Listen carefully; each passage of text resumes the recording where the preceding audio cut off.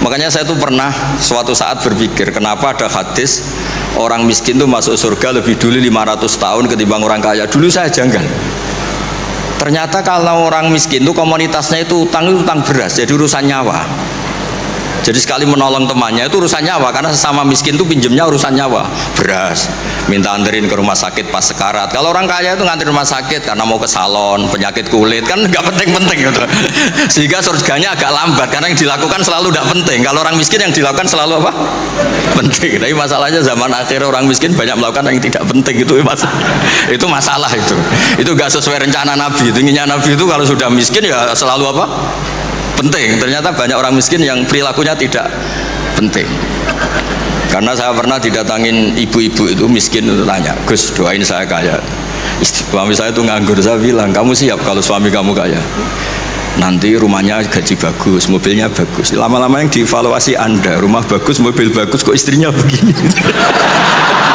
Terus dia cerita, udah Gus nggak jadi, miskin nggak apa-apa. Jadi saya ini kan ya aneh-aneh, orang itu aneh-aneh.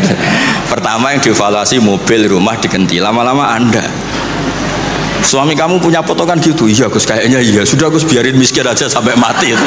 Ya alhamdulillah sampai sekarang miskin dan syukur karena berkatnya ilmu itu. Jadi saya mohon yang di forum-forum terhormat kayak ini juga mengapresiasi mungkin beberapa saudara kita di pedalaman Papua bikin jembatan darurat, di pedalaman Sumatera Aceh bikin apa yang memang mendesak, sehingga yang namanya fardu ain itu penting sekali. Saya punya riwayat dari kitab Ibnu Hajar al Asqalani tadi, gurunya saya Zakaria al Ansori, ketika nanti di mahsyar dan secara lahir teks hadis, seorang lagi secara lahir teks hadis itu Allah itu nimbalin Rasulullah Muhammad dan Jibril, berarti tiga, Allah, Jibril sama Rasulullah Muhammad. Terus nabi-nabi datang dan dalam jumlah yang istilahnya itu makom sayyahbitul awwalun wal akhirun, satu makom yang semua orang itu ingin, semua orang kena hisab, kena evaluasi. Nabi-nabi ini dekat sama Allah. Itu pertama yang dikatakan oleh Nabi matur ke Allah itu, ay Rabbi ibaduka abaduka fi atrofil ardi, yang menyembah jenengan, yang mengesahkan jenengan tidak hanya kita, orang-orang di pelosok, di pedalaman semuanya mengesahkan jenengan, semua mentahlilkan jenengan, semua mentasbihkan jenengan, tidak yang sekedar di forum-forum kayak gini. Terus Allah bilang iya.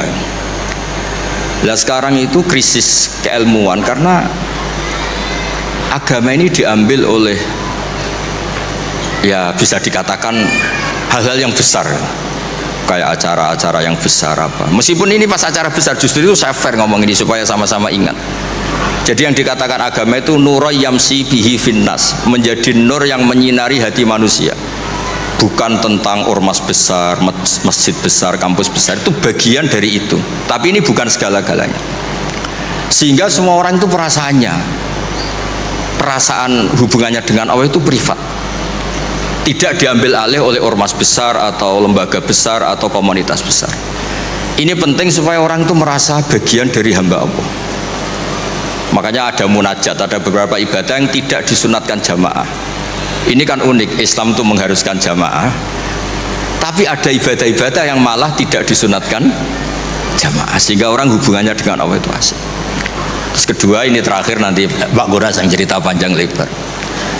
Perilaku ilmu itu di atas perilaku ibadah. Dulu Masjid Haram itu keren, tapi karena salah kelola, itu diisi berhala-berhala yang ingin dapat berkahnya Ka'bah. Jadi orang kafir itu unik, mensyirikkan Allah tapi dekat Ka'bah. Jadi percaya Ka'bah itu keramat, supaya Tuhan ini dapat berkah malah diletakkan pinggir apa? Ka'bah. Jumlahnya 360 berhala. Tapi di saat yang sama orang kafir itu jumawa, mereka ini orang-orang baik. Buktinya menjadi sadanatul bait, menjadi pelayan-pelayan Ka'bah. Nabi saat itu terpinggirkan, hanya sholat di Syi'bu Mina. Nabi dengan para sahabat itu makan daun, makan apa, dan sholat di Syi'bu Mina, tidak di tempat yang terhormat yaitu Al-Masjidil Haram. Ketika para orang kafir jumawa bilang, bagaimana Muhammad orang terhormat sementara dia ibadah saja di lereng-lereng gunung, sementara kita adalah sadanatul bait, kita adalah ahlu sikoyatil had. Ini supaya teman-teman yang nggak ditakdir jadi kayak Pak Lukman, Menteri Agama itu ya repot. Dia agamanya formal, terus kayak Gus Pak tidak formal itu kan ya repot juga itu. Makanya saya ini nggak pati berani sama Menteri Agama. Nanti dia anggap Islam saya tidak formal, nggak jadi kayak. Itu terus Allah ngendikan aja'altum siqayatal haji wa imaratal masjidil haram kaman amana billahi wal yaumil akhir wa jadab. Allah itu bela Nabi. Jangan pernah pakai ukuran bahwa ibadah haji merawat Baitullah itu menjadi ukuran lebih baik. Ukuran lebih baik adalah ketika itu orang ibadah secara benar, yaitu tauhid. Ini orang sudah lupa bahwa pernah Allah itu ngeritik siqayatal haji wa imaratal masjidil haram. Makanya saya itu kalau ngelepas haji itu dulu sering ngelepas haji orang umroh. Sekarang kayaknya orang-orang trauma. Karena saya kalau ngelepas haji itu begini. Kalau menurut hadis yang sering dipasang di BRI, di BNI itu al-hajjul mabrur laisa lahu jazaa'un illal jannah. Itu populer sekali hadis itu. Terus ini ngelepas orang haji, saya ngomong gini ngelepas orang haji. Tapi jenengan yang fakir sabar juga surga. Ibu-ibu nyabarin suami yang nggak jelas juga surga. Suami-suami yang nyabarin cerewetnya istri juga surga. Orang ingin haji nggak kesampaian tapi nggak ngomel-ngomel sama Allah juga surga. Kayaknya yang punya rumah itu kayak kecewa gitu. Terus saya bilang nggak tahu saya. Terus saya bilang jenengan angsal kecewa kalian kulo, yang saya takutkan tuh kalau Allah yang kecewa kata saya itu, karena saya diundang orang haji terus dalil-dalil haji yang lain ngenes karena nggak bisa haji kata saya itu. Ternyata betul, hampir semua yang hadir itu ngapresiasi saya. Gus matur nuwun Gus. Biasanya kiai-kiai itu kalau diundang untuk haji dalilnya haji terus bikin kita nelongso, bikin kita tersiksa karena kayak yang masuk surga itu yang haji saja, kita ada masuk surga. Semenjak itu sudah terkenal, jangan undang Gus Pak kalau ngelepas haji kan.